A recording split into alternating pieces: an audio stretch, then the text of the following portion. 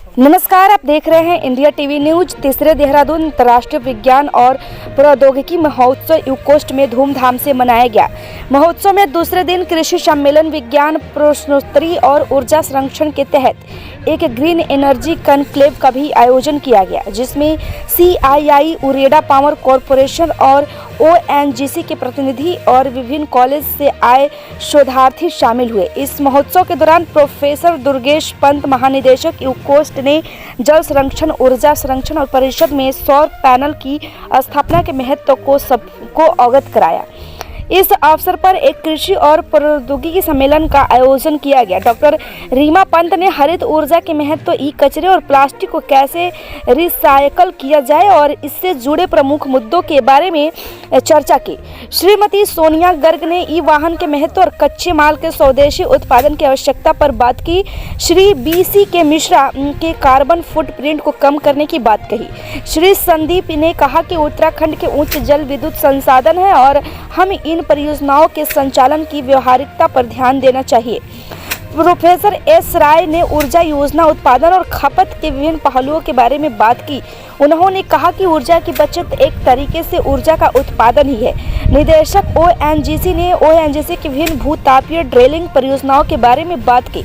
इस उत्सव में 1500 से अधिक छात्रों और शोधकर्ताओं ने भाग लिया। इस उत्सव में कृषि सम्मेलन का भी आयोजन किया गया, जिसमें डॉक्टर नृपेंद्र ने भाग बकरा मांस और दूध संघ के महत्व के बारे में बताया और श्रीमती रूपा सोनी ने बाजरा और इसके महत्व और पहाड़ी अर्थव्यवस्था में इसके महत्व के बारे में बताया। देखिए हमारे संवाददाता रजत कुमार की एक खास रिपोर्ट। खबर अच्छी लगी हो तो लाइक करें। ताज़ा अपडेट के लिए हमारे चैनल को सब्सक्राइब करना ना भूलें। धन्यवाद। ऑनरेबल प्राइम मिनिस्टर जी की स्पीच सुनी थी मिलेट्स पे, तो ही सेड कि जो भोजन हमने छोड़ दिया दुनिया ने उसे अपना लिया।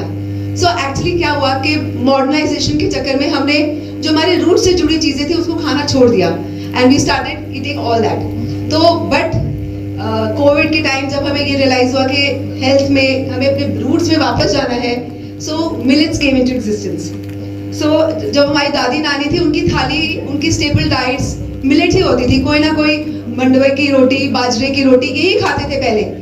और आप बताइए किसके जो हमारे बड़े हैं, कोई भी बीमार नहीं पड़ा था, उनको BP ऐसी या डायबिटीज मालूम ही नहीं था। They did not even know about it because खाया, काम किया और मस्त रहे। So that was there. तो जो मिलेट्स है इसको मोटा अनाज कहा जाता है एंड ये उस कैटेगरी में आता है, ग्रेन्स की कैटेगरी में आया जाता है, सीरियल्स एंड ग्रेन्स की। But actually it's the grass और what we consume in name of millets is the seeds. हम उसके सीड्स को खाते हैं एंड जैसे बाजरा हो गया या रागी हो गया, वो सीड्स हैं। So India is the largest producer I said. और जो मिलेट रिसर्च इंस्टीट्यूट्स हैं, एक्चुअली अब वो लोग भी थोड़ा जाग गए बिकॉज अवेयरनेस बढ़ने लगी। एंड जब हमने देखा कि वेस्टर्न लोग, जैसे हमारी योगा है, yoga started in India, right? Starting yoga की यहाँ है, पर हमें जब हम 200 आवर कोर्स करते हैं या कुछ करते हैं तो हमें अलायंस US से लेने पड़ता है। So it's a irony actually कि हमें अलायंस उधर से लेना पड़ रहा है। सो और कहाँ की है योगा स्टार्ट? इंडिया की।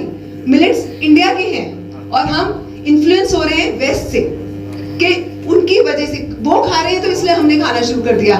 सो बट लेट्स थिंक कि हमारे बुजुर्गों ने यही सब खाया है। तो जो मिलेट मेनिया है वो अब बहुत ज्यादा पॉपुलैरिटी गेन कर रहा है। कैन एनीवन टेल मी कि क्या ऐसा रीजन था कि ऑफ लेटली 2 सालों में मिलेट मेनिया बहुत ज्यादा पॉपुलर हो गया?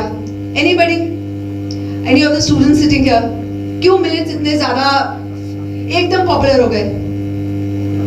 एनीवन? आप एग्रीकल्चर के स्टूडेंट्स हैं, any idea? I tell you, no worries, I am not here to take a test. मैं एक जनरल बात बताती हूँ कि मिलेट्स बहुत वर्सटाइल क्रॉप है, क्योंकि जब हम राइस उगाते हैं या हम वीट उगाते हैं तो हमें मौसम देखना है, धूप, सर्दी, गर्मी, सब कुछ देखना है। मिलेट्स आर वेरी वर्सेटाइल, को धूप, गर्मी, सर्दी किसी का फर्क नहीं पड़ता एंड वो बहुत जल्दी उपज हो जाती है। And second very important reason millets क्यों इतना फेमस हो गया है इज देयर न्यूट्रिशन कंटेंट। उनके जो न्यूट्रिएंट्स हैं वो